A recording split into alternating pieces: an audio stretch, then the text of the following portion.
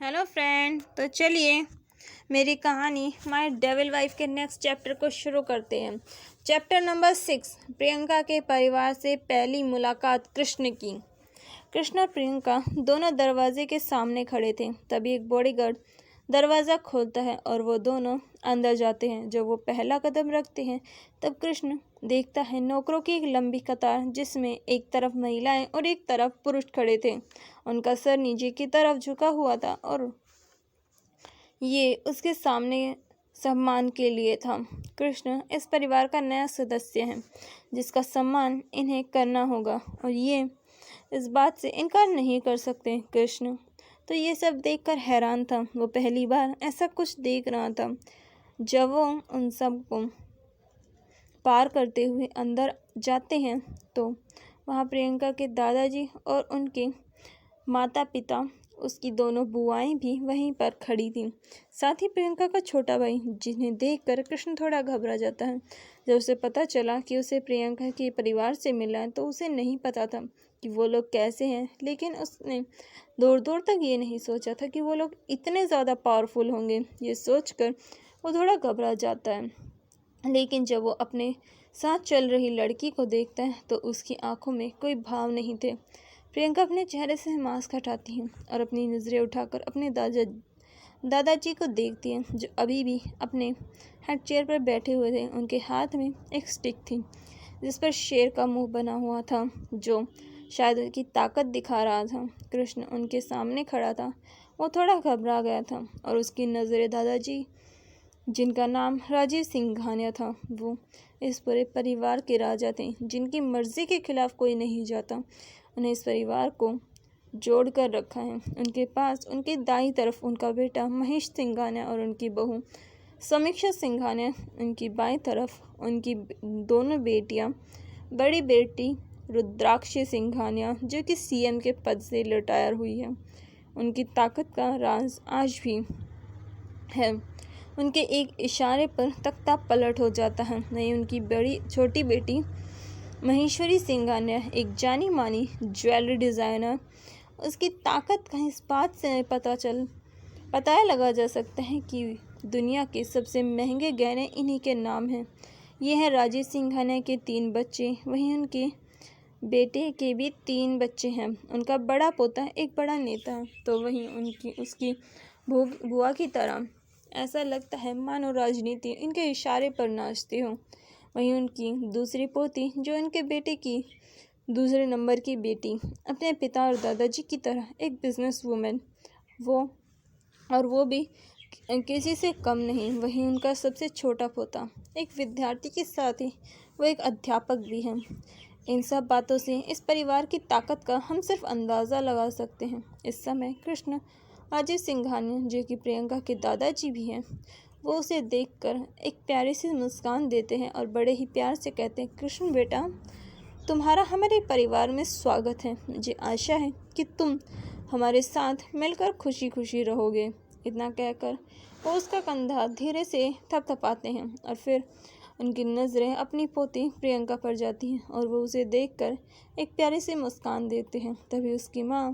तभी प्रियंका की माँ समीक्षा सिंघानिया भी कृष्ण का स्वागत करती है। कृष्ण को लगा था कि यहाँ उसे कोई पसंद नहीं करेगा, लेकिन यहाँ तो सबने उसका खुले दिल से स्वागत किया है। वो सबको देख रहा था। तभी उसकी नज़र प्रियंका पर जाती है। उसे अब कोई भी मास्क नहीं लगा रखा था। अब उसका चेहरा बिल्कुल साफ साफ दिखाई दे रहा था। कृष्ण तो उसे देखता ही रह गया। अपने मन में कहता है, ये काले लंबे बाल, और वो भी इतने खूबसूरत है। साथ ही इसका ये शरीर, इसका तो क्या ही कहना। इसके लाल होठ, प्यारी छोटे नाक, सब कुछ मदहोश करने वाले हैं। और आंखों का तो क्या कहना। कृष्ण अपने ख्यालों में खोया हुआ था कि तभी प्रियंका की माँ कृष्ण से कहते हैं, बेटा चलो खाना खाने, सब लोग तुम्हारा इंतज़ार कर रहे हैं। कृष्ण प्रियंका को देखने में इतना खो गया था कि वो सब कुछ भूल गया। लेकिन जब प्रियंका की माँ ने उसे इस तरह से बुलाया तो वो अपने होश में आ चुका था और वो भी सब के साथ बैठकर खाना खाने लगता है। खाना खाते हुए ही कृष्ण ने कहा, आंटी आप बहुत अच्छा खाना बनाती हैं। ये सुनकर प्रियंका की माँ ने कहा, तारीफ के लिए शुक्रिया, लेकिन बेटा आज से तुम मुझे आंटी नहीं कहोगे। फिर मैं आपको क्या कहूँ, मैडम या मिसेस सिंघानिया या और कुछ? आप बताइए, आप जो कहेंगे मैं आपको वैसे ही बुलाऊंगा। कृष्ण ने बड़ी ही मासूमियत से कहा, नहीं, तुम मुझे इन सब में से किसी भी नाम से नहीं बुलाओगे। प्रियंका की माँ ने कहा, तो फिर मैं आपको क्या कहूँ? कृष्ण ने बड़े ही प्यार से कहा, तुमने मेरी बेटी से शादी की है, इसीलिए रिश्ते के हिसाब से मैं तुम्हारी माँ लगी, तो अब से तुम मुझे माँ या मॉम कहोगे, ओके? ये कहकर उन्होंने बड़े प्यार से कृष्ण के सर पर हाथ फिराया, जिससे वो उसे अपना प्यार महसूस करा सके। वहीं पर बैठे प्रियंका के पिता महेश सिंघानिया वो भी कहते हैं, तुम मुझे पापा कह सकते हो या डैड भी। और इतना कहकर वो खाना खाने लगते हैं। तभी प्रियंका की बुआ भी कृष्ण का स्वागत करती है। खाना खाने के बाद सब अपने अपने काम पर चले जाते हैं। इस पूरे समय में केवल बड़े ही बात कर रहे थे और बच्चे चुपचाप खाना खा रहे थे। प्रियंका अपने दादाजी से जाने की इजाज़त मांगती हैं, जिस पर दादाजी आज उन्हें यहीं रोकने के लिए कहते हैं। जिस पर प्रियंका कहती है, दादाजी हम यहाँ नहीं रुक सकते, कृष्ण के मम्मी पापा अभी भी हॉस्पिटल में हैं और वहाँ इसकी बहन के अलावा और कोई नहीं, हमें जाना होगा। प्रियंका बड़ी ही प्यार से कहती हूँ, ठीक है, लेकिन आते रहना। और इतना कहकर वो एक तोहफा कृष्ण को देते हैं, जिसे लेने से पहले वो प्रियंका की तरफ देखता है। तो प्रियंका उसे तोहफा लेने का इशारा करती है और वो उसे ले लेता है। फिर प्रियंका की माँ भी उसे एक गिफ्ट देती हैं, जिसे वो बड़े ही प्यार से ले लेता है। और उसके पापा, उसकी बुआ और उसका छोटा भाई भी उन्हें बधाई के साथ गिफ्ट देता है, जिसे कृष्ण ले लेता है। प्रियंका की माँ कहती है, हमें माफ़ करना, तुम दोनों की शादी इतनी जल्दी में हुई कि हमें तो कुछ करने का मौका ही नहीं मिला। लेकिन बेटा तुम उदास मत हो, हम फिर भी तुम्हें बहुत प्यार करते हैं। इतना कहकर वो उसे प्यार से देखती है। कृष्ण भी उन्हें उसी प्यार से के साथ शुक्रिया कहता है और वो दोनों वहाँ से चले जाते हैं। उनके जाते ही सब लोग अपने काम के लिए चले जाते हैं। प्रियंका और कृष्ण जिस गाड़ी में बैठे हुए थे, उस गाड़ी में बहुत शांति थी। कृष्ण प्रियंका की तरफ देखकर सोच रहा था कि ये कौन है जो इसकी ज़िंदगी में आ गई। कृष्ण कुछ देर प्रियंका और उन गिफ्ट को देखने के बाद बड़ी हिम्मत के साथ कहता है, वैसे क्या मैं तुमसे कुछ पूछ सकता हूँ? जिस पर प्रियंका इस समय टैबलेट में अपना काम कर रही थी। कृष्ण की आवाज़ पर सुनकर वो कहती है, तुम्हारा नाम क्या है? कृष्ण बड़े ध्यान से पूछता है, जिस पर प्रियंका कहती है, प्रियंका सिंघानिया। जो सुनकर कृष्ण उसे दोहराता है, प्रियंका सिंघानिया। और वो ये सुनकर कुछ सोचने लगता है, जिस पर प्रियंका कहती है, ज़्यादा सोचो मत, और हाँ, तुम मुझे प्रियंका कह सकते हो, और 3 दिन बाद राज तुम्हें लेने के लिए आएगा। जिस पर कृष्ण अपनी गर्दन हाँ में हिलाता है। फिर गाड़ी में शांति हो जाती है। कृष्ण गाड़ी से बाहर देख रहा था। कुछ ही देर में गाड़ी रुक जाती है और कृष्ण गाड़ी से उतर जाता है और फिर पीछे मुड़कर देखता है, लेकिन इतनी देर में गाड़ी वहाँ से चली जाती है और कृष्ण सीधा हॉस्पिटल में चला जाता है और वहाँ से वो अपने मम्मी पापा के पास चला जाता है। चैप्टर नंबर 7, प्रियंका से मुलाकात। कृष्ण जब हॉस्पिटल में जाता है तो वो अपने मम्मी पापा को देखता है, जो वहाँ पर लेटे हुए थे। उसकी बहन भी वहीं पर बैठी हुई थी। कृष्ण भी अपनी बहन के पास बैठ जाता है और उसे देखता है कि वो बहुत थकी हुई है, तो वो उसे आराम करने के लिए कहता है और खुद यहाँ रुकने के लिए कहता है, जिस पर उसकी बहन उसकी बात मान जाती है और वहाँ से चली जाती हैं। कृष्ण हॉस्पिटल रूम के एक आरामदायक सोफे पर बैठा हुआ है। वो वहीं बैठे हुए अपने आज के दिन के बारे में सोच रहा था कि आज उसके साथ क्या क्या हुआ। जब वो इस बारे में सोच रहा था तब बार बार उसकी आंखों के सामने प्रियंका का चेहरा आ रहा था। वो मन ही मन कहता है, वो कितनी खूबसूरत है और मैं उसे भूल क्यों नहीं पा रहा। फिर वो कुछ देर रुककर फिर सोचता है, क्या फ़र्क पड़ता है, वो और मैं दोनों एक अलग दुनिया से हैं। वो आसमान है तो मैं पाताल। हम कभी नहीं मिल सकते, और वैसे भी हमारी शादी एक समझौता है। अगर मेरे मम्मी पापा की बात ना होती तो शायद मैं उससे कभी भी मिलता ही नहीं। ये सोचते सोचते वो सो जाता है। सुबह जब उसकी आँख खुलती है तो वो कमरे में सोफे पर सोया हुआ था। उसकी बहन वहीं पास में कुर्सी पर बैठी हुई थी और कुछ फल काट रही थी। कृष्ण बैठ जाता है और अपनी आंखें मारने लगता है और जम्हाई लेकर वहाँ से उठकर जाता है, जिस पर उसकी छोटी बहन उसे नहाने के लिए कहती है और वो उसके कपड़े भी ले आई थी। कृष्ण भी जल्दी से नहा धोकर तैयार हो जाता है। जब वो वापस आता है तब उसके माता पिता बिस्तर पर बैठकर फल खा रहे थे और वो उसे भी खाने के लिए देते हैं। कृष्ण ये सब देखकर भावुक हो जाता है। उसे वो दिन याद आता है जब उसके मम्मी पापा खून से लथपथ लेटे हुए थे और वो कुछ नहीं कर पा रहा था। वो इस बारे में सोच ही रहा था कि तभी उसका फ़ोन बजने लगता है। जब वो देखता है तो ये उसके कॉलेज से था। कृष्ण फ़ोन लेकर बाहर चला जाता है और बात करने लगता है। कुछ देर बाद वो कमरे में वापस आता है। उसे कमरे में वापस आता देख उसकी मम्मी उससे पूछती है, क्या बात है, किसका फ़ोन था? कॉलेज से मम्मी, वो कुछ फॉर्म बच गए जो अभी भरने हैं, वरना दाखिला नहीं होगा। तो इसमें पूछने की क्या ज़रूरत है, तुम जाओ, वैसे भी हमारे पास तुम्हारी बहन है ना। ठीक है मम्मी, मैं जाता हूँ। इतना कहकर कृष्ण वहाँ से बाहर निकल जाता है। जब वो हॉस्पिटल से बाहर आता है तो उसके सामने एक BMW खड़ी थी, जिसे देखकर कृष्ण हैरान था। तभी गाड़ी का शीशा नीचे होता है और कार की ड्राइविंग सीट पर राज बैठा हुआ था, जिसे देखकर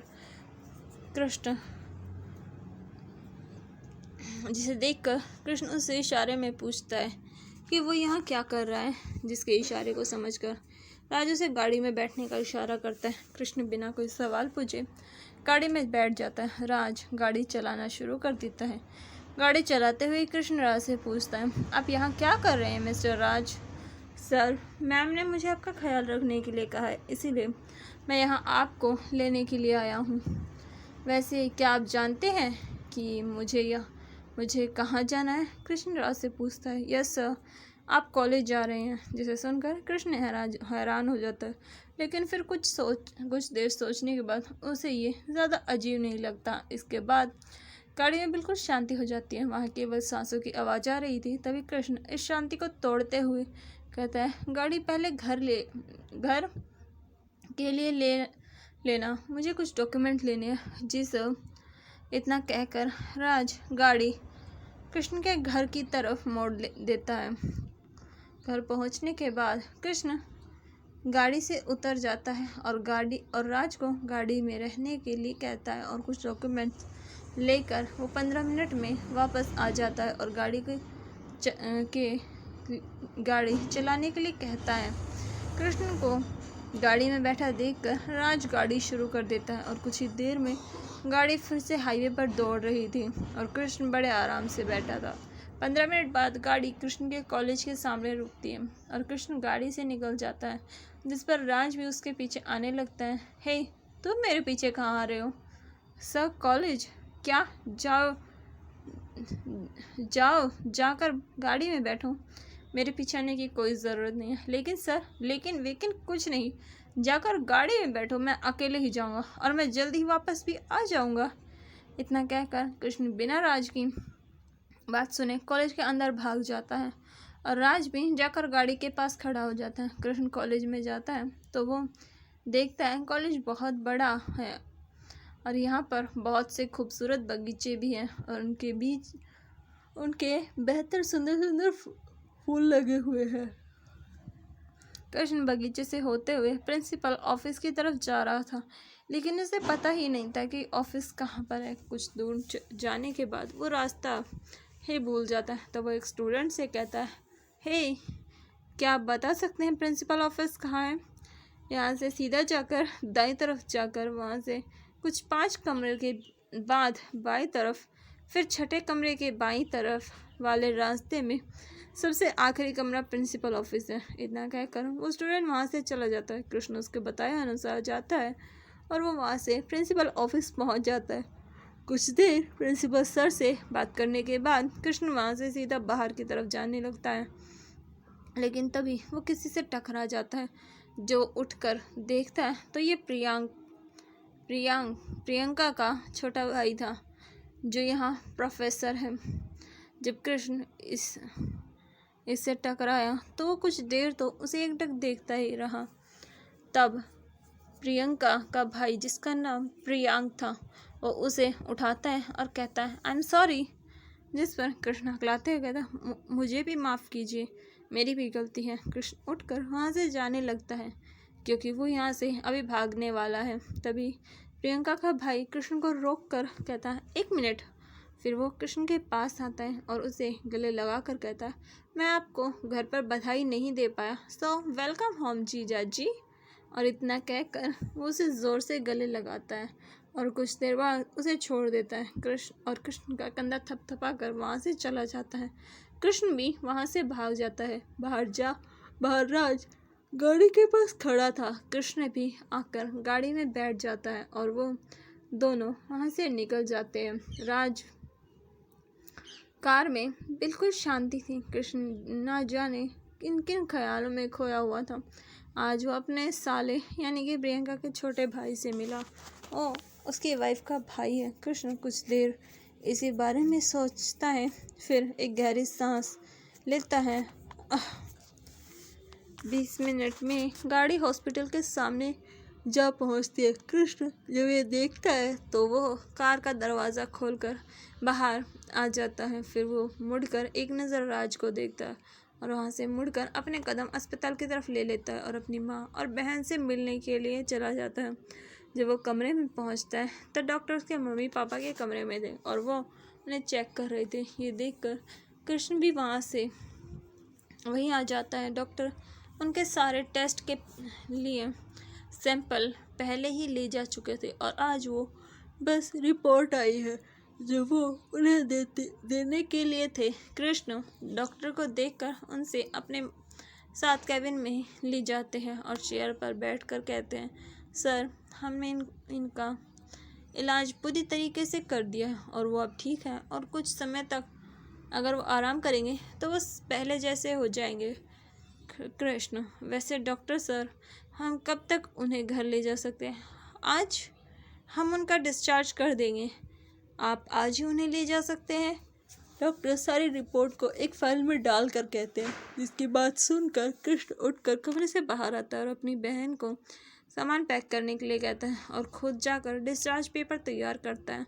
1 घंटे में सब कुछ हो जाता है और कृष्ण जब अंदर कमरे में जाता है तब उसके मम्मी पापा बेड पर बैठे हुए थे और उनके हाथों में फ्रैक्चर था।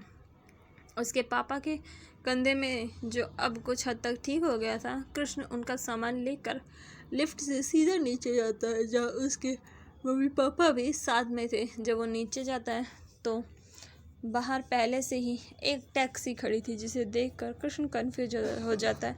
तो उसके फ़ोन पर टिक की आवाज़ आती है जो मैसेज की आवाज़ से कृष्ण जब फ़ोन देखता है तो उस पर राज का मैसेज था सर कार आपको घर तक छोड़ देगी। ये देखकर कृष्ण पहले तो हैरान होता है लेकिन कुछ ही देर में वो होश में भी आ जाता है और कार में सामान रखने लगता है जिसमें ड्राइवर उसकी मदद करता है। जब सब लोग टैक्सी में बैठकर अस्पताल से निकल जाते हैं। कृष्ण की वहाँ अस्पताल को जाता देखकर कहती है कितना सुंदर अस्पताल है, बस जिस पर सब अपनी आंखें घुमाते हैं।